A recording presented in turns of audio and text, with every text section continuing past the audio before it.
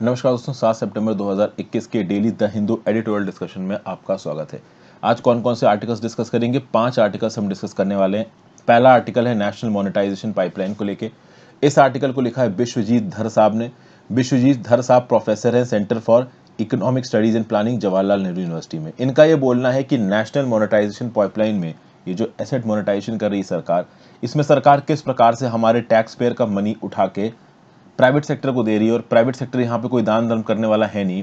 Proactive intervention होना चाहिए सरकार की तरफ से। तो सरकार ओवरऑल प्रो पीपल काम ना करके प्रो कॉर्पोरेट्स काम कर रही है, ऐसा यहाँ पे विश्वजीत धर साहब कहने की कोशिश कर रहे हैं। अब हम ये नहीं देखेंगे कि सरकार को क्रिटिसाइज क्या कर रहे हैं, हम ये देखेंगे कि कौन से बेसिस पे क्रिटिसाइज कर रहे हैं।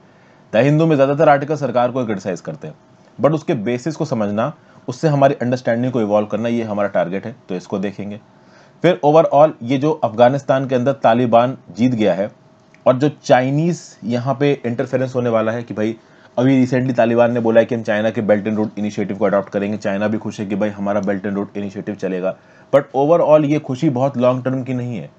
पाकिस्तान और अफगानिस्तान दो ऐसे स्टेट्स हैं जहां पे इन्वेस्टमेंट बहुत उल्टा भी पड़ सकता है, उसके रिस्पेक्ट में एक व्यू पॉइंट है निरंजन बानिक और ग्यूदी कोजी का, इसको देखेंगे। फिर ये लिबिया में जो पॉलिटिकल क्राइसिस चल रही है, इसके बारे में बात करेंगे। लिबिया की ज्योग्राफी, आसपास कौन कौन सी कंट्रीज पड़ती हैं, नॉर्दर्न अफ्रीका का ये देश है। उसके साथ साथ लिबिया में जो पहले के डिक्टेटर थे मुअम्मर कद्दाफी, जिसको डिपोज कर दिया गया था, उसके बेटे अल सादी कद्दाफी को अभी जेल से छोड़ दिया गया। ओवरऑल डेमोक्रेसी के लिए प्रोटेस्ट हुए थे, लेकिन इन प्रोटेस्ट के बाद अब तक केओस फैली हुई लिबिया में कोई प्रॉपर सरकार लिबिया में नहीं बन पाई है। लिबिया जैसी कंट्रीज को देख के लगता है कि शायद ये डेमोक्रेसी को डिजर्व ही नहीं करते हैं, मतलब आपस में लड़ लड़ के एकदम मरे जा रहे हैं। एक देश को जोड़ के रख पाना कितना मुश्किल है, ये लिबिया, इथोपिया जैसी कंट्रीज को देख के लगता है। और तालिबान, इनफैक्ट अफगानिस्तान को भी, अफगानिस्तान में भी कितने फैक्शंस हैं, कितने अलग अलग ट्राइब्स हैं जो कि आपस में लड़ती रहती हैं। तो लिबिया की पॉलिटिक्स को समझने की कोशिश करेंगे। फिर नेक्स्ट भाई, इंडिया तालिबान के रिस्पेक्ट में ओवरऑल क्या क्या कर सकता है, इंटरनेशनल फोरम्स का फायदा उठा के तालिबान में सरकार बनने में डिले क्यों हो रहा है, इंटरनल फैक्शंस किस किस प्रकार से हैं, इसके बारे में एक दो यूनिक पॉइंट्स दे रखे हैं। इन यूनिक पॉइंट्स को समझेंगे, इंडिया के लिए कंसर्न्स क्या है इनको समझेंगे। बहुत से पॉइंट्स रिपीटेड भी हैं, एक दो पॉइंट्स यूनिक भी हैं, इनको देखेंगे। एक और आर्टिकल मैं आज की डेट में डिस्कस करने वाला हूं, वो है social media can not replace proper news journalism. इस पर्टिकुलर आर्टिकल में एरिक फॉल्ट कौन है? तो ये डायरेक्टर है और रिप्रेजेंटेटिव है यूनेस्को के न्यू दिल्ली क्लस्टर ऑफिस के। ये यूनेस्को का new Delhi cluster office Bangladesh, Bhutan, India, Maldives, Nepal और श्रीलंका सबको कवर करता है। इनका ये बोल रहा है कि भाई सोशल मीडिया पे हमको जो न्यूज मिलती है वो कभी भी कंपनसेट नहीं कर सकती है जर्नलिज्म को। देखिए, जर्नलिज्म क्या है? कुछ पर्टिकुलर लोग ओवरऑल जर्नलिज्म की पढ़ाई करते हैं और एक सिस्टमैटिक तरीके से न्यूज हमारे सामने लेके आते हैं। उस चीज को कभी भी सोशल मीडिया रिप्लेस नहीं कर सकता है, लेकिन उसके लिए न्यूज जर्नलिज्म को ठीक से पढ़ाना, ठीक से पढ़ना, ये बहुत ज्यादा जरूरी है। इंडिया में न्यूज जर्नलिज्म कैसे शुरू हुआ और कैसे इवॉल्व हुआ, इसके बारे में भी बहुत बेसिक जानकारी। तो 3 से 4 इंपॉर्टेंट पॉइंट्स है, इन इंपॉर्टेंट पॉइंट्स को हम देख लेंगे। तो ये 5 आर्टिकल्स डिस्कस करेंगे। आगे बढ़ने से पहले अपने मेंबर्स का स्वागत कर लेते हैं, देखते हैं हमको किसने किसने ज्वाइन किया। तो शांतनु कुमार नायक ने हमको ज्वाइन किया। शांतनु कुमार नायक का ये 3rd month as a member. Welcome back Shantanu, thank you so much for your joining and thank you so much for the support. Dhruv Jyoti Kalita ने हमको ज्वाइन किया। ध्रुव ज्योति कलीटा का ये 3rd month as a member. Welcome back Dhruv Jyoti, thank you so much once again for joining. जो recurrently join करते हैं जैसे कि शांतनु हो गए, ध्रुव ज्योति कलीटा हो गए, फिर ऊपर एच.जे. शर्मा है। एच.जे. शर्मा का भी ये 3rd month as a member. Welcome back HJ. Sharma, thank you so much for joining. तो ऑब्वियसली बात है, जो रिकरेंटली ज्वाइन कर रहा है specifically very very helpful, thank you so much HJ. Sharma. तो उसके बाद तुषार सूद ने हमको ज्वाइन किया, राकेश कुमार ने हमको ज्वाइन किया, अंशु कुमारी ने हमको ज्वाइन किया, अभिषेक ने हमको ज्वाइन किया, प्रकृति चंडेल ने हमको ज्वाइन किया, अनुज चौहान ने हमको ज्वाइन किया, देन आदिल तौकीब ने हमको ज्वाइन किया। आदिल तौकीब का ये 3rd month as a member. Adil Taukeeb के बहुत से कमेंट मुझे अक्सर कर कमेंट बॉक्स में दिखते रहते हैं। Welcome back Adil, thank you so much for joining once again and thank you for the support. फिर ध्रुव शर्मा ने हमको ज्वाइन किया, विराट सरोज ने हमको ज्वाइन किया, संजय कुमार ने हमको ज्वाइन किया, मोहनदीप सिंह ने हमको ज्वाइन किया। तो Mohandeep Singh, Sanjay Kumar, Virat Saroj, Dhruv Sharma, Adil Taukeeb 3rd month as a member. Welcome back Adil. Anuj Chauhan, HJ. Sharma 3rd month as a member. Welcome back HJ. Sharma. Prakriti Chandel, Abhishek Anshu Kumari, Rakesh Kumar, Tushar Sood, Dhruv Jyoti Kalita, 3rd month as a member, Santanu Kumar Naik, 3rd month as a member. Welcome back Dhruv Jyoti and Santanu. Thank you so much guys and girls for joining. Thank you so much for your consistent support. Recurrently जो join करते हैं they are specifically helpful, और जो first time भी join कर रहे हैं कहीं ना कहीं तो फर्स्ट टाइम से शुरुआत करनी पड़ेगी, तो थैंक यू वंस अगेन। चूंकि हाईली कॉम्पिटिटिव बिजनेस है, यहाँ पे मेंबर्स मेरे लिए बहुत ज़्यादा इंपॉर्टेंट हो जाते हैं। That's why I always welcome by members with a thankful heart. चलिए अब चालू करते हैं हम लोग। सबसे पहले हम लोग देखेंगे इस आर्टिकल को। आगे बढ़ने से पहले वीडियो पे लाइक का बटन जरूर दबा देना दोस्तों। अगर अब तक आपने इस वीडियो को शेयर नहीं किया, चैनल को शेयर और सब्सक्राइब नहीं किया, कर दीजिए। और ओवरऑल टेलीग्राम ग्रुप ज्वाइन कर लें। टेलीग्राम ग्रुप में आपको इस लेक्चर की पीडीएफ जस्ट इसके बाद मिल जाएगी। हो सकता है कल की शायद मैंने लेक्चर की पीडीएफ अपलोड नहीं की, वो भी मैं आज आपके लिए अपलोड कर दूंगा। तो शुरुआत करते हैं the long and the short of NMP. ये जो नेशनल मोनेटाइजेशन पाइपलाइन है, इसकी सब अच्छी बातें तो बताई हैं ऑथर बोल रहा है, लेकिन इसकी बुरी बातें नहीं बताई हैं। अभी कौन सी बुरी बातें नहीं बताएं उसको ऑथर यहाँ पे बताने की कोशिश कर रहा है। लेकिन उससे पहले ऑथर ने यहाँ पे एक बेसिक स्टार्ट दी है, मतलब ऑथर ने यहाँ पे शुरुआत में एक बेसिक इंट्रो दिया है। ऑथर का ये बोलना है कि 2021-22 का जब बजट आया था तब निर्मला सीतारमन हमारी ऑनरेबल फाइनेंस मिनिस्टर ने अनाउंस किया था कि हम नेशनल मोनेटाइजेशन पाइपलाइन लॉन्च करेंगे। और बाद में जब उन्होंने लॉन्च किया तो बोला कि इससे सरकार को 6 लाख करोड़ रुपए मिलेगा, to be precise 5.96 lakh crore rupees मिलेगा। लेकिन जब भी पैसा मिलता है तो पैसा कभी फ्री में नहीं आता है, कुछ ना कुछ आपको उसके बदले में देना पड़ता है, और यहाँ पे नेशनल एसेट्स बदले में देने पड़ रहे हैं। ओवरऑल नेशनल मोनेटाइजेशन पाइपलाइन में ऑथर का ये बोलना है कि सरकार ने ओवरऑल भाषा को बदल दिया। तो इस एसेट मोनेटाइजेशन में क्या बोला जा रहा है कि जो सरकारी एसेट्स हैं वो रहेंगे तो सरकार के कंट्रोल के अंदर, लेकिन उनको किराए पे दिया जाएगा, उनको रेंट पे दिया जाएगा। लेकिन रेंट पे बहुत लॉन्ग टर्म में दिया जाएगा, 10 साल, 20 साल, 30 साल। तो अगर आप देखो तो इनडायरेक्टली वो प्राइवेटाइज ही हो रहे हैं, लेकिन सीधे सीधे सरकार प्राइवेटाइज नहीं कर रही। क्योंकि जब सीधे सीधे सरकार चीज़ों को प्राइवेटाइज करती है तो उसका बड़ा एक निगेटिव पब्लिक इम्पैक्ट जाता है।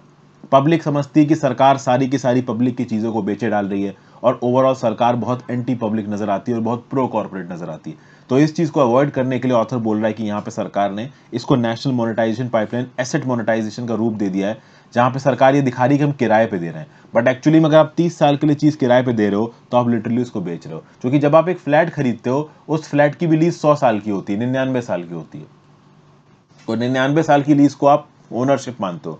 क्योंकि आपको भी ये बात मालूम है कि 99 साल बाद कोई जिंदा नहीं रहने वाला है, आपकी 2 पुश्ते बाद वाली जनरेशन चल रही होगी। तो कुल मिला के यहाँ पे ऑथर यही बोल रहा है कि कहने को सरकार यहाँ पे किराए पे दे रही है, बट एक्चुअली में सरकार यहाँ पे बेच रही है। फिर एक 2 वॉल्यूम की नीति आयोग की रिपोर्ट भी आई थी, जिसमें पूरी की पूरी एसेट मोनेटाइजेशन की गाइड बुक दे रखी है, बता रखा है कि कैसे एसेट मोनेटाइजेशन यहाँ पे किया जाएगा। तो नीति आयोग की रिपोर्ट क्या बोलती है? ये एसेट मोनेटाइजेशन को डिस्क्राइब करती है to unlock idle capital and reinvesting in other assets और प्रोजेक्ट्स दैट डिलीवर इंप्रूव्ड और एडिशनल बेनिफिट। अब समझिए, ओवरऑल यहाँ पे ऑथर पूछ रहा है कि ये जो नीति आयोग की रिपोर्ट है ये परफॉर्मिंग नाम के शब्द का भी इस्तेमाल कर रही है और आइडल नाम के शब्द का भी इस्तेमाल कर रही है। तो नीति आयोग की रिपोर्ट में लिखा है एसेट मोनेटाइजेशन को ट्रांसफर ऑफ परफॉर्मिंग एसेट्स, मतलब वो एसेट्स जो परफॉर्म कर रहे हैं, अभी वो एसेट्स जो परफॉर्म कर रहे हैं उसमें से पैसा भी निकल रहा होगा, तो उसको फिर आप आइडल कैपिटल कैसे बोल सकते हो? समझिए बात को, ये बहुत सही बात लिखी ऑथर ने यहाँ पे। नीति आयोग की रिपोर्ट में लिखा है कि परफॉर्मिंग एसेट्स को ट्रांसफर करो आइडल कैपिटल को मोबिलाइज करने के लिए। तो अगर एसेट परफॉर्मिंग है तो फिर उसमें कैपिटल कैसे आइडल हो सकता है? कुछ ना कुछ तो कैपिटल आ ही रहा होगा ना। बट फिर भी ओवरऑल नीति आयोग का ये लॉजिक है कि एसेट परफॉर्मिंग है, बट उसको हम लोग टास्क पे नहीं लगा पा रहे हैं। प्राइवेट सेक्टर उसको टास्क पे लगा देगा और उससे पैसा कमाना शुरू कर देगा, और उससे सरकार को भी किराया मिलेगा, तो सरकार उससे क्या करेगी? लोगों के लिए प्रोग्राम वगैरह चलाएगी। प्लस यहाँ पे ऑथर ये भी पूछ रहा है कि क्या इस प्रकार की स्कीम से कभी कंट्री के ऑर्डिनरी सिटीजन्स को बेनिफिट हो सकता है? क्या एडिशनल बेनिफिट होगा कंट्री के ऑर्डिनरी सिटीजन्स को? इसके लिए यहाँ पे ऑथर ने कुछ व्यू पॉइंट्स दिए, वो व्यू पॉइंट्स आगे देखेंगे। प्लस सरकार को नेशनल मोनेटाइजेशन पाइपलाइन से ठीक ठाक पैसा मिलने वाला है, तो क्या इस स्कीम को चलाना जरूरी था पैसा लेने के लिए? क्या कुछ और अल्टरनेटिव नहीं था पैसा लेने के लिए? देखिए, हमारी फाइनेंस मिनिस्टर पहले इस बात को बोल चुकी है कि नेशनल मोनेटाइजेशन पाइपलाइन हम लोग पैसा लेने के लिए नहीं चला रहे, अपने सरकारी एसेट्स को सही जगह पे डिप्लॉय करने के लिए चला रहे हैं। जबकि जितने भी इकोनॉमिक एक्सपर्ट्स हैं जो कि सरकार के अगेंस्ट बोलते हैं, वो इसलिए बोल रहे हैं कि सरकार इसको पैसा लाने के लिए चला रही है। अभी पैसा लाने के लिए जो दूसरा ऑप्शन है वो सरकार क्यों नहीं इंप्लीमेंट कर रही है, उसके बारे में भी बात करते हैं। तो इस पर्टिकुलर स्कीम के अंदर लगभग 26,700 किलोमीटर का highway, 400 railway station, 90 passenger trains, 4 हिल रेलवेज जिसमें दार्जिलिंग हिमालयन हिल रेलवे, ये सब लीज पे दे दी जाएगी प्राइवेट सेक्टर को। फिर पब्लिक सेक्टर का इंफ्रास्ट्रक्चर जैसे telecom, power distribution lines, power transmission lines, petroleum products, natural gas pipelines, ये भी नेशनल मोनेटाइजेशन पाइपलाइन के अंदर प्राइवेट सेक्टर को दी जाएंगे। अब ऑब्वियस सी बात है, ये हाईली प्रॉफिटेबल वेंचर्स हैं। अगर इस प्रकार के वेंचर्स आप प्राइवेट सेक्टर को दोगे तो प्राइवेट सेक्टर तो यहाँ पे इंटरेस्टेड होगा ही। और चूंकि यहाँ पे लॉन्ग टर्म लीज दी जा रही है, तो एक तरीके से सरकार जो कंट्रोल था, जो सरकारी कंट्रोल था इन चीजों के ऊपर, इन एसेट्स के ऊपर, वो प्राइवेट सेक्टर को दे रही है। बट प्रॉब्लम ये है कि पहली बात, क्या आप ये कंट्रोल अगर प्राइवेट सेक्टर को दे देते हो तो प्राइवेट सेक्टर काम करेगा लोगों के लिए? चलिए उस पर थोड़ी देर पे आते हैं। इससे सेंट्रल गवर्नमेंट को फायदा क्या होगा? देखिए 2020-21 के एंड पे सेंट्रल गवर्नमेंट का जो डेप्ट है ना टू जीडीपी रेशो, जो टोटल सेंट्रल गवर्नमेंट का उधार है टू द जीडीपी, वो 60% से ऊपर निकल चुका है। जस्ट एक साल पहले ये उधार 48.6% था। कोरोना के बाद ये उधार 60% क्रॉस कर चुका है। 2021-22 में लगभग 62% पे पहुंच गया है। तो इतना भारी उधार है, सरकार को बहुत अर्जेंट बेसिस पे पैसों की जरूरत है। ठीक है, अब सरकार को अर्जेंट बेसिस पे पैसों की जरूरत है तो सरकार नेशनल मोनेटाइजेशन पाइपलाइन ले आई। नेशनल मोनेटाइजेशन पाइपलाइन के सारे अच्छे बेनिफिट सरकार ने लोगों को बताए हैं, लेकिन जो उसके कंसीक्वेंसेस हैं ये सरकार ने लोगों को नहीं बताया। अब ये ऑथर आपको बता रहा है, आप सुनिए और बताइए कि ऑथर के कंसीक्वेंसेस आपको सही लग रहे हैं या गलत लग रहे हैं। पहली बात तो ये है कि जो एसेट्स सरकारी ओनरशिप से प्राइवेट ओनरशिप में दिए जा रहे हैं, मैं फिर से बता दूं, प्राइवेट ओनरशिप नहीं दी जा रही, रेंट दिया जा रहा है, लीज दिया जा रहा है, लेकिन लीज बहुत लंबी है, 20 साल, 30 साल, 40 साल।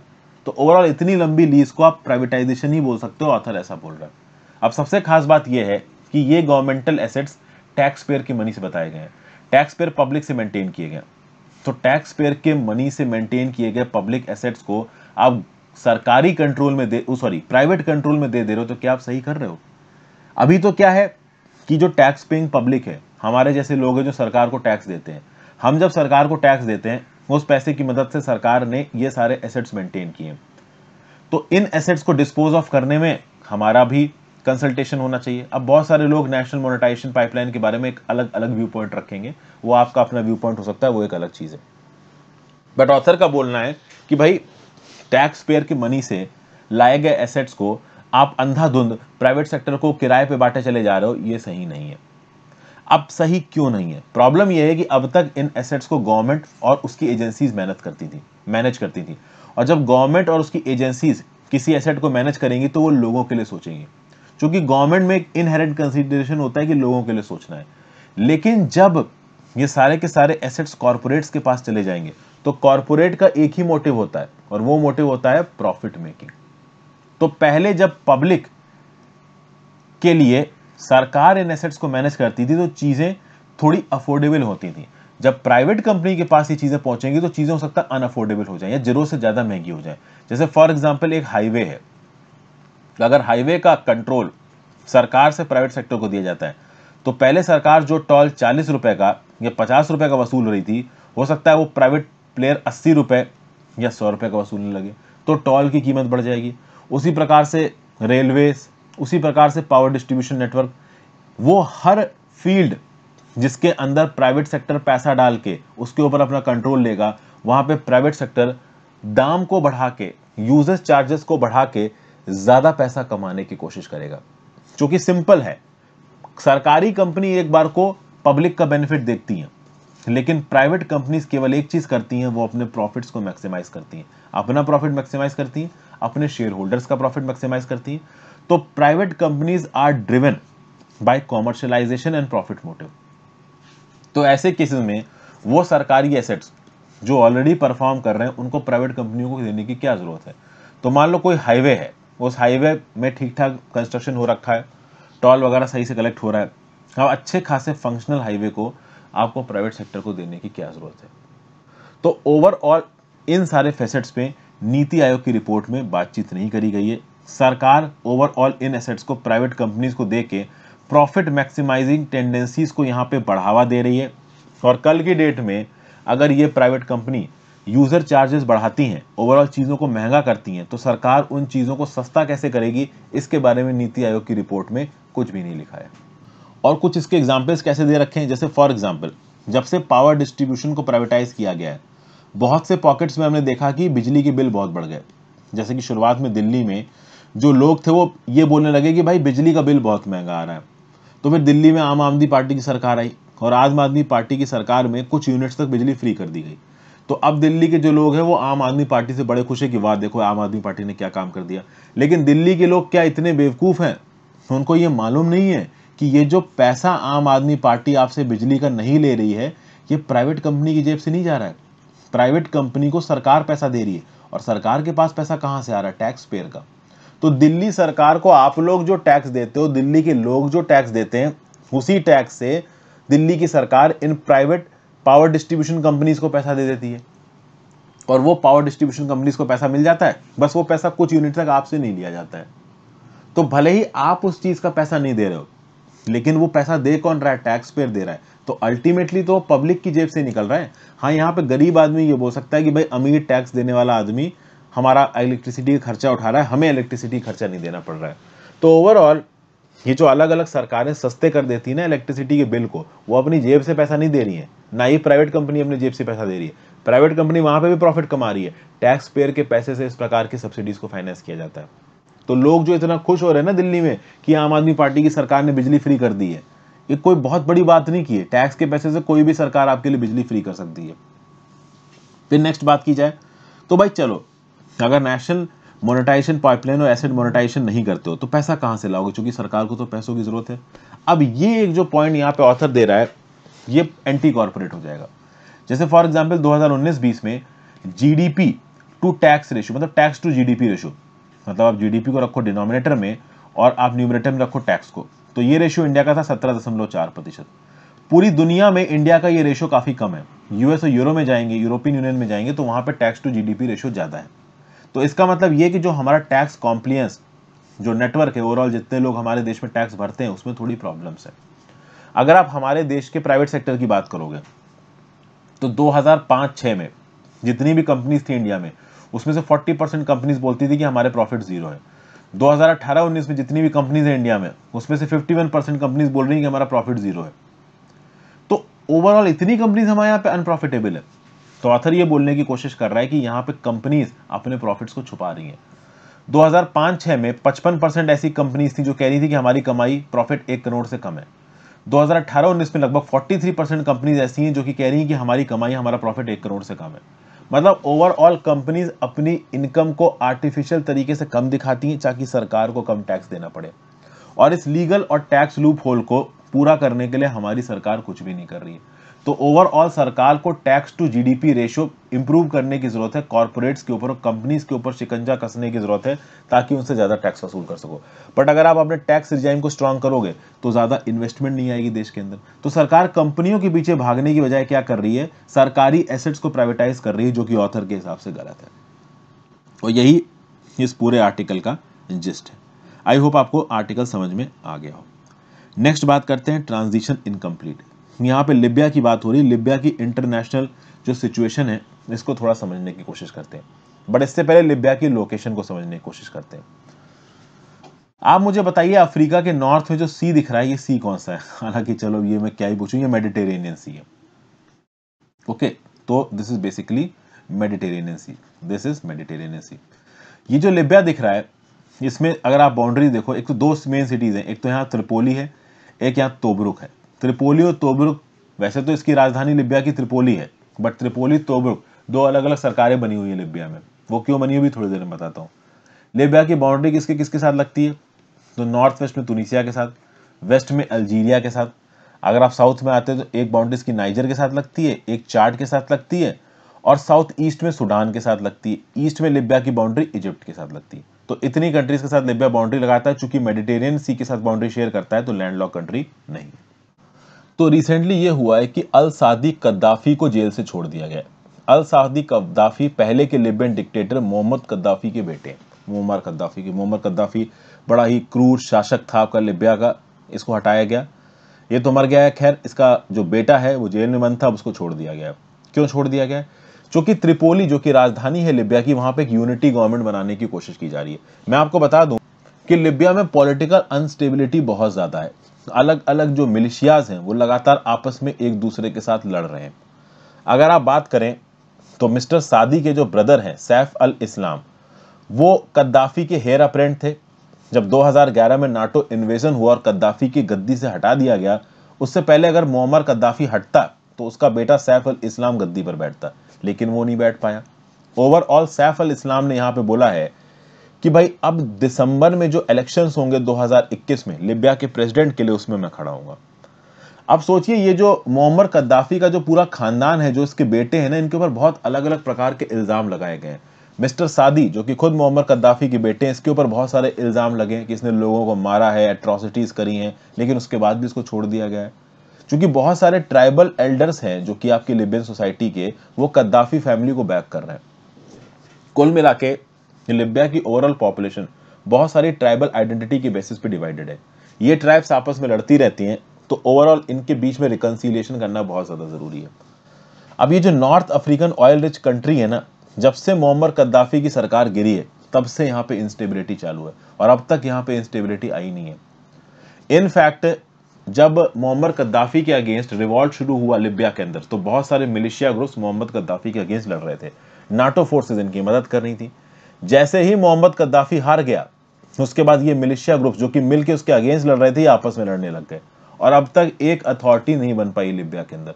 लिबिया के हालात इतने खराब थे कि दो अलग अलग कैपिटल बन गई। एक कैपिटल बनी त्रिपोली में और एक कैपिटल बनी तोब्रुक में। त्रिपोली तोब्रुक मैंने आपको दोनों बनाया। त्रिपोली वाली कैपिटल में मुस्लिम ब्रदरहुड इंपॉर्टेंट था, और त्रिपोली वाली गवर्नमेंट को कतर और टर्की सपोर्ट कर रहा था। तोब्रुक वाली गवर्नमेंट को यूएई और इजिप्ट सपोर्ट कर रहा था। दोनों आपस में एक दूसरे के साथ लड़ रहे थे। बस ये कुछ नहीं थे, ट्राइबल मिलिशियाज थे जिन्होंने अपना अपना ग्रुप बना लिया था दो अलग जगह पे, और आपस में पागल की तरह, कुत्ते बिल्ली की तरह लड़ रहे थे। मतलब इनके अंदर नेशनलिज्म वाली कोई भावना आ नहीं पा रही है, आपस में ही लड़ रहे हैं। अभी तोब्रुक गवर्नमेंट का एक जनरल था खलीफा हफ्तार, इसने बोला मैं त्रिपोली के ऊपर कब्जा कर लूंगा। त्रिपोली के ऊपर इसने मिलिट्री कैंपेन चालू कर दिया। त्रिपोली की सरकार इससे अगेंस्ट लड़ रही थी। त्रिपोली की सरकार को सपोर्ट कर रहा था टर्की। तो जब तोब्रुक सरकार के खलीफा हफ्तार ने त्रिपोली के ऊपर हमला बोल दिया, तब टर्की ने मदद की त्रिपोली के और इस हमले को पुशबैक किया। फिर फाइनली सीज फायर हुआ, यूएन मीडिएटेड सीज फायर। मतलब त्रिपोली की जो सरकार है और तोब्रुक की जो सरकार है वो आपस में ही लड़ रहे हैं, समझ गए। और जब भी तोब्रुक की सरकार त्रिपोली के ऊपर हमला बोलती है, टर्की मदद करने आ जाता है त्रिपोली की। तो इतनी यहाँ प्रॉब्लमेटिक चल रही है चीजें। अब आप बोलोगे सर क्या त्रिपोली तोब्रुक कर रहे हो, तो इस वीडियो की शुरुआत में मैंने आपको बताया था, त्रिपोली में एक सरकार बनी है यहाँ पे, और तोब्रुक में सरकार बनी यहाँ पे। जो गफ्तार था वो तोब्रुक सरकार था, उसने कब्जा कर दिया त्रिपोली वाले इलाके पे। टर्की ने त्रिपोली की मदद की, इसको पीछे कर दिया, बीच में सीज फायर हो रखा है। मतलब ओवरऑल इनके फैक्शंस इतने ज्यादा हो गए हैं कि ये कंट्री के अंदर आपस में लड़ रहे हैं। अब फाइनली उन्होंने बैठ के सोचा है कि भैया देखो, एक यूनिटी गवर्नमेंट बनाएंगे त्रिपोली में, और कुल मिला के सिविल वॉर को खत्म करेंगे, एक पीसफुल ट्रांजिशन होगा, सब लोग मिलकर यहाँ पे एक सरकार बनाएंगे। बट मुश्किल है सरकार बना पाना, क्योंकि सीज फायर के बीच में भी बहुत सारे मिलिशियाज कभी कभी आपस में लड़ना शुरू कर देते हैं। जरूरत किस चीज की है? जरूरत यह है कि जितने भी ट्राइबल मिलिशियाज हैं वो लिबिया की आर्मी का पार्ट बने, लिबियन नेशनल आर्मी का। लेकिन लिबियन नेशनल आर्मी का ट्राइबल मिलिशियाज पार्ट बनेंगे तो उसके लिए आपके अंदर नेशनलिज्म की भावना होना चाहिए, और नेशनलिज्म की भावना यहाँ पे लिबिया में बहुत हद तक मिसिंग है। तो एक बहुत ही ज्यादा कह सकते हैं फ्रैक्शियस स्टेट बन के आया है लिबिया सामने। ओवरऑल पीसफुल ट्रांजिशन हो जाए और एक कंबाइंड कंट्री बन जाए, अभी के लिए उसके आसार नहीं दिख रहे हैं। हालांकि जो भी वहां के एलिट्स हैं उस बात की कोशिश तो कर रहे हैं, आगे देखते हैं क्या निकल के आता है। तो ये एक छोटा सा हमने एनालिसिस देखा। नेक्स्ट बात करते हैं फ्रॉम फाइटर्स टू रूलर्स। यहाँ पे ऑब्वियस सी बात आप समझ सकते हो किसकी बात हो रही है। बात हो रही है यहाँ पे आपकी तालिबान की। ठीक है, तालिबान भैया पहले फाइटर्स थे, अब वो रूलर्स बन गए, सरकार बनाने वाले हैं अफगानिस्तान के अंदर। लेकिन कुछ स्पेकुलेशन चल रहा है, सरकार अभी इनकी एग्जैक्टली बन नहीं पा रही है। क्यों नहीं बन पा रही, इसके लिए बहुत अलग अलग प्रकार के वजह निकल के आ रही है। कुछ वजह तो ये बोल रही है कि तालिबान अभी सरकार इसलिए नहीं बना रहा था क्योंकि पंजशीर एक बार उनके कब्जे में आ जाए तब सरकार बनाएंगे। कुछ लोग बोल रहे थे कि सितंबर की 9/11 की एनिवर्सरी का इंतजार कर रहे हैं तब सरकार बनाएंगे। अब सुनने में यह आ रहा है कि तालिबान की लीडरशिप में कुछ इंटरनल क्राइसिस है। जैसे तालिबान की जो लीडरशिप हेलमंड में है, कांदाहार में, इसकी बन नहीं पड़ रही है उस लीडरशिप से जो कि डोहा में है, कतर में। आपको पता है कि तालिबान का डोहा कतर में एक पॉलिटिकल ऑफिस है जहां पे शेर मोहम्मद स्टैनक्जाई बैठते हैं, जो कि फॉरेन मिनिस्टर आप कह लो तालिबान के। तो ये जो दोहा कटर वाला ऑफिस है, यहाँ पे जो तालिबान लीडर है वो कुछ अलग बोल रहे हैं, हेलमंड कांदाहार में जो तालिबान लीडर हैं वो कुछ अलग बोल रहे हैं। प्लस रिसेंटली मैंने आपको बताया था कि मुल्ला अब्दुल गनी बरादर और अनास हकानी के बीच में इशू हो गया, शायद मुल्ला अब्दुल गनी बरादर को गोलियां लगी हैं। इसकी वीडियो भी मैंने सुबह करंट अफेयर्स में आपको इसका लिंक दिया है, इसमें भी दे दूंगा, नीचे डिस्क्रिप्शन बॉक्स में इसका भी लिंक दे दूंगा अगर आपने नहीं देखा है तो। और ये सारे इश्यूज हैं क्यों, तो भाई पंजशीर वैली में ऑनस्लॉट करना है नहीं करना है, इसको लेके इशू था। फिर ये भी बोला गया कि भाई 34 जो प्रोविंसेस हैं अफगानिस्तान की, वहां पे गवर्नर कैसे अपॉइंट किए जाएंगे, इसको लेके यहाँ पे इशू चल रहा है। तालिबान के अलावा जो नॉन तालिबानी फैक्शंस हैं अफगानिस्तान के अंदर, उनको कौन कौन सी की इंपॉर्टेंट गवर्नमेंट पोस्ट और गवर्नर की पोस्टें दी जाएंगी, इसको लेके इशू चल रहा है। तो बहुत सारे इशूज हैं, और ये इश्यूज इंटरनल स्ट्राइफ इतने ज्यादा लड़ गए थे कि ओवरऑल तालिबान के लीडर्स एक दूसरे के साथ लड़ते हुए नजर आ रहे थे, ऐसा लग रहा था कि सिविल वॉर भी हो सकता है। तो यहाँ पे पाकिस्तान के ISI chief lieutenant general Faiz Ahmed पहुंचे और क्रैक्स को सुलझाने की कोशिश कर रहे हैं। हालांकि मैं बता दूं कि कल ही तालिबान की तरफ से एक और स्टेटमेंट आया है कि हम पाकिस्तान को अपने इंटरनल अफेयर्स में इंटरफियर नहीं करने देंगे। लेकिन देखिए, जो हकानी ग्रुप है आपका तालिबान का, it is a UN designated terror entity, और हकानी ग्रुप बहुत हद तक एंटी इंडिया है, ये पूरी दुनिया जानती है। हकानी ग्रुप ने इंडिया के अगेंस्ट बहुत सारे अटैक किए हैं, और कल की डेट में अफगानिस्तान के अंदर अगर हकानी ग्रुप को बहुत इंपॉर्टेंट जगह मिलती है तो उस केस में इंडिया का जो डेवलपमेंटल इन्वॉल्वमेंट है और जो डेवलपमेंटल पार्टनरशिप है अफगानिस्तान के साथ, वो खतरे में पड़ सकती है। तो हकानी ग्रुप इस काफी हद तक anti India and pro Pakistan. तो डेफिनेटली हकानी ग्रुप एक लिमिट से ज्यादा तालिबान के अंदर ताकतवर होता है, तो इंडिया तालिबान के साथ किस हद तक एंगेज कर पाएगा, इसके ऊपर हमेशा एक डाउट का बादल रहेगा। ओवरऑल अब भारत सरकार ने ऑफिशियली तालिबान के साथ इंगेज करना शुरू कर दिया, अनऑफिशियली तो वो कर ही रहे थे, ऑफिशियली भी कर दिया है। अगर कल की डेट में तालिबान की लीडरशिप इंडिया को भरोसा दिला पाती है कि हाँ भाई, अफगानिस्तान की जमीन को इंडिया के अगेंस्ट नहीं इस्तेमाल किया जाएगा, तो चीजें सब कुछ अच्छी चलेंगी। यहाँ पे इंडिया को जरूरत यह है कि वो अलग अलग तरीके से तालिबान के ऊपर प्रेशर डाले। इंटरनेशनल स्टेज पे, यूनाइटेड नेशन जनरल असेंबली में, UNSC में तालिबान को रिकॉग्निशन मिलने से पहले तालिबान से ये इंश्योर कराना बहुत जरूरी है कि वो दुनिया भर में किसी भी प्रकार की टेररिस्ट एक्टिविटी को प्रमोट नहीं करेंगे, जो कि आगे आने वाले समय में ऑलमोस्ट बहुत सारे पॉलिटिकल एक्सपर्ट्स को तो एक क्लैरिटी है कि डेफिनेटली तालिबान की जमीन को, अफगानिस्तान की जमीन को टेरर एक्टिविटीज के लिए इस्तेमाल किया जाएगा। तो ये इंश्योर करना तालिबान का काम है कि वो दुनिया को इस बात का भरोसा दिलाएं कि उनकी जमीन को आतंकवाद के लिए इस्तेमाल नहीं किया जाएगा। फिर अगला आर्टिकल है Taliban led Afghanistan and the Chinese conundrum. देखिए भाई, यहाँ पे चाइना का जो इन्वॉल्वमेंट है अफगानिस्तान के अंदर, उसके बारे में बात की गई। देखिए क्या है ना कि अफगानिस्तान के अंदर बम ब्लास्ट होना आम बात है। वहां पे सड़कों पे, फुटबॉल फील्ड में लोगों की गर्दन उड़ा देना, ये बहुत आम बात है। बम ब्लास्ट वहां पे नॉर्मल है ओवरऑल। अच्छा, केवल अफगानिस्तान के अंदर नहीं, पाकिस्तान के अंदर भी बहुत सारे बम ब्लास्ट होते हैं। और ये जो बेल्ट एंड रोड इनिशिएटिव है ग्वादर पोर्ट के पास चाइना का, वहां पे भी चाइनीज नेशनल को टारगेट करने के लिए बम ब्लास्ट किया गया। तो इस आर्टिकल में ऑथर बोल रहा है कि भाई, यूनाइटेड स्टेट्स ने बहुत स्मार्ट चीज करी है अफगानिस्तान को छोड़ के। एक ब्राउन यूनिवर्सिटी USA की है, उसका एक एस्टिमेट बोलता है कि 2001 से लेके अब तक USA $2.26 ट्रिलियन खत्म कर चुका है अफगानिस्तान के अंदर, जिसमें से लगभग $1.5 ट्रिलियन डिफेंस पे खत्म किया है। अफगानिस्तान के लोगों की लाइफ कोई बहुत अच्छी नहीं हुई है, उनकी 90% जनता आज भी पॉवर्टी लाइन से नीचे रहती है। और अगर अफगानिस्तान कोई दो चीज पैदा करता है, तो एक तो वो अफीम पैदा करता है, ठीक है, ड्रग्स, ओपियम। दूसरा वो मर्सिनरीज पैदा करता है, मतलब कि जो लोग लड़के खुद मर जाएंगे और दूसरों को मारेंगे। लेकिन अफगानिस्तान के पास बहुत सारे नेचुरल रिसोर्सेज हैं। अफगानिस्तान के पास रेयर अर्थ मेटल है, कॉपर के ह्यूज डिपॉजिट्स हैं, और चाइनीज चाहते हैं कि वो वहां पे घुसे और इन सब चीजों को एक्सकवेट करें। अफगानिस्तान भी चाहता है कि भाई ये सब चीजें एक्सकवेट हो, उससे उनको पैसा मिलेगा। तो कुल मिला के चाइना बहुत लंबे समय से बैक एंड से अफगानिस्तान में तालिबान को सपोर्ट कर रहा है। अब USA के निकलने से चाइना को लगता है कि बेल्ट एंड रोड इनिशिएटिव उनका सक्सेसफुल हो जाएगा।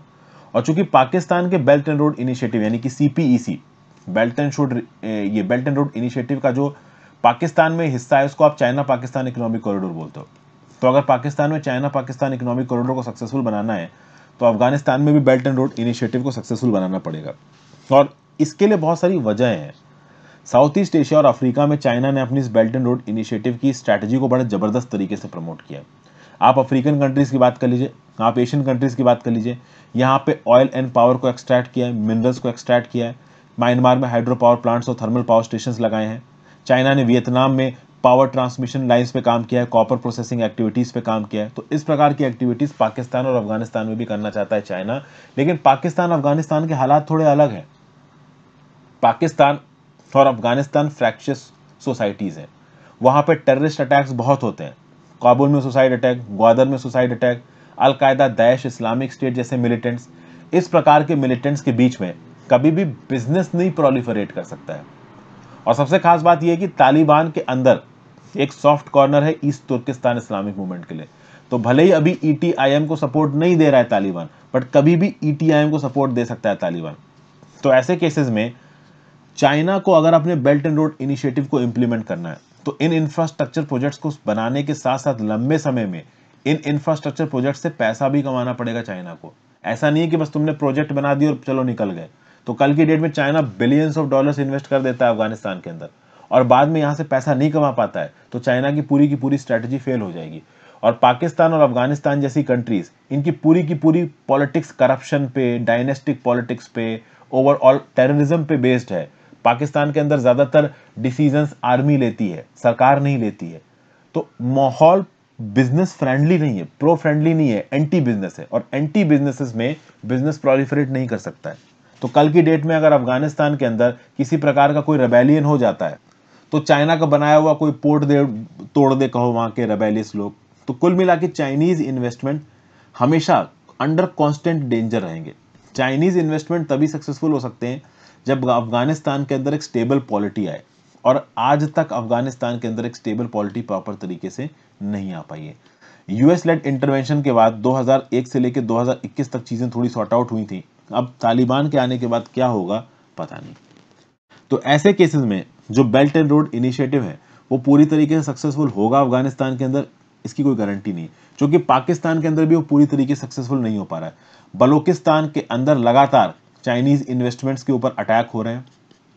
बलोच लिबरेशन आर्मी की बात कर लो, चाहे आप तहरीके तालिबान ग्रुप की बात कर लो, ये सब चाइनीज इन्वेस्टमेंट के अगेंस्ट हैं इन इलाकों में, क्योंकि ये सारी इन्वेस्टमेंट्स कॉर्पोरेट्स को मदद करती हैं। लोगों को लगता है कि लोगों को उनसे कुछ नहीं मिलेगा। प्लस ये जो वेस्टर्न कंट्रीज हैं, यूके जैसी, यूएसए जैसी, कनाडा जैसी, ये भी बहुत हद तक एंटी चाइना हो रही। और बेल्ट एंड रोड इनिशिएटिव के प्रोजेक्ट्स को अगर सक्सेसफुल बनाना है तो वेस्टर्न फाइनेंसेस की भी जरूरत पड़ेगी, और ये वेस्टर्न फाइनेंसेस हो सकता है कि इन बेल्ट एंड रोड इनिशिएटिव के लिए मुश्किल हो जाए, क्योंकि यूएसए कभी नहीं चाहेगा कि सेंट्रल एशिया के इलाके में, खासकर हार्ट ऑफ एशिया जो कि अफगानिस्तान है, वहां पे चाइनीज इन्फ्लुएंस बढ़े। तो overall belt and road initiative को रोकने की कोशिश यूएस और बाकी यूरोपियन कंट्रीज करेंगी इन अफगानिस्तान। तो बेल्ट एंड रोड इनिशिएटिव को सक्सेसफुल बनाना अपने आप में चाइना के लिए काफी मुश्किल होने वाला है। ये इतना आसान है नहीं जितना आसान नजर आ रहा है। ये सब बातें इस पर्टिकुलर आर्टिकल में बताई गई हैं। और आज का final article, social media can not replace proper news journalism. देखिए यहां पे अगर आप बात करो तो इंडिया के नेशनल मीडिया के 100 साल हो चुके हैं। ठीक है भाई, नेशनल मीडिया इंडिया का काफी बड़ा है। अगर हम देखें तो ओवरऑल 100 साल मना रहे हैं हम लोग जर्नलिज्म एजुकेशन के। और जर्नलिज्म में एजुकेशन इतनी जरूरी क्यों है? आज की डेट में कितनी डिसइंफॉर्मेशन फैल रही है, कितनी फेक न्यूज फैल रही है, कितनी गलत न्यूज फैल रही है। तो इस गलत न्यूज को टैकल करने के लिए जो भी जर्नलिज्म में लोग इन्वॉल्व हैं उनको प्रॉपर तरीके से एजुकेट करना। जो भी बडिंग जर्नलिस्ट हैं, जो भी जर्नलिज्म के फील्ड में काम करने चाहते हैं भाई, उनको पढ़ाना लिखाना ये बहुत इंपॉर्टेंट है यहाँ पे। ऊपर से कोविड-19 के समय पे जर्नलिज्म हमेशा रिस्पॉन्सिबल होना चाहिए। इंफॉर्मेशन का रियल टाइम में एक जगह से दूसरी जगह पहुंचना ये बहुत जरूरी हो जाता है। तो इसमें जर्नलिज्म एजुकेशन एक बहुत इंपॉर्टेंट फील्ड बन के निकलता है। और इंडिया में जो जर्नलिज्म एजुकेशन का डिसिप्लिन है ना, ये ब्रिटिश एक्टिविस्ट एनी बेसेंट ने 1920s में लेके आया था। जो नेशनल यूनिवर्सिटी है अदियार मद्रास में, वहां पे एनी बेसेंट ने जर्नलिज्म एजुकेशन करके एक कोर्स शुरू किया।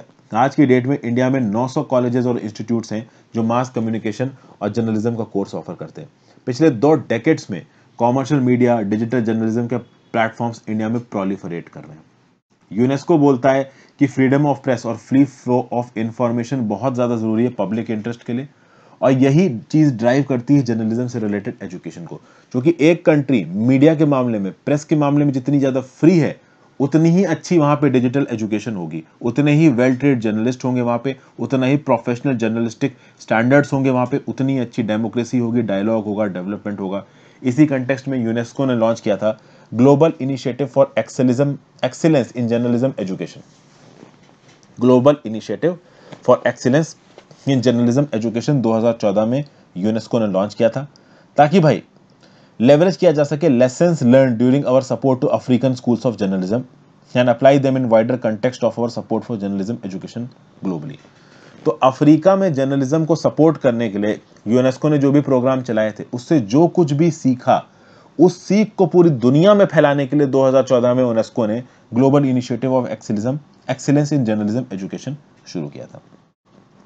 तो कुल मिला के यूनेस्को के ही हैं एरिक फॉर्ड, उन्होंने इस पर्टिकुलर आर्टिकल को लिखा है। आपके लिए यहाँ पे इंपॉर्टेंट क्या है? इंपॉर्टेंट ये है कि कोविड-19 के एरा में, आज के एरा में जब इतनी फेक न्यूज़, इतनी डिसइंफॉर्मेशन फैल रही है, तो जर्नलिस्टिक कोड्स को, एथिक्स को मानना बहुत ज़्यादा ज़रूरी है। इसलिए जर्नलिस्टिक एजुकेशन बहुत ज़्यादा इंपॉर्टेंट हो जाती है। और यहाँ पे अफ्रीका में जो भी अफ्रीकन स्कूल्स को प्रमोट करने के लिए जर्नलिज्म से रिलेटेड प्रोग्राम्स चलाए थे यूनेस्को ने, उससे उन्होंने जो कुछ भी सीखा उसको पूरी दुनिया में फैलाने के लिए और पूरी दुनिया में एक रिस्पॉन्सिव और रिस्पॉन्सिबल जर्नलिज्म एजुकेशन को लाने के लिए यूनेस्को ने लॉन्च किया क्या? आपका global initiative for excellence in journalism education 2014। इसको अपने नोट्स में इनकॉर्पोरेट कर लो। और इंडिया में जर्नलिज्म एजुकेशन की शुरुआत हुए 100 साल से ज़्यादा हो चुका है। पहली बार कब शुरुआत हुई थी? जब एनी बेसेंट जी ने 1920s में अदियार यूनिवर्सिटी मद्रास में जर्नलिज्म एजुकेशन का कोर्स शुरू हुआ था। तो ये 3 से 4 पॉइंट्स यहाँ पे इंपॉर्टेंट है। अगर जर्नलिज्म से रिलेटेड कोई क्वेश्चन आपके लिए मेंस में आता है तो ये 3-4 पॉइंट चेप देना, आपके आंसर्स को एक वैल्यू एडिशन मिल जाएगा, एक एक्स्ट्रा आप कह सकते हो वो मिल जाएगा, पुश मिल जाएगा। क्योंकि इस प्रकार के नए नए स्टैटिस्टिक्स, यूनिक स्टैटिस्टिक्स आधा 1 नंबर 1.5 नंबर बढ़ा देते हैं और रैंकिंग में आधा 1-1.5 नंबर बहुत मैटर करता है।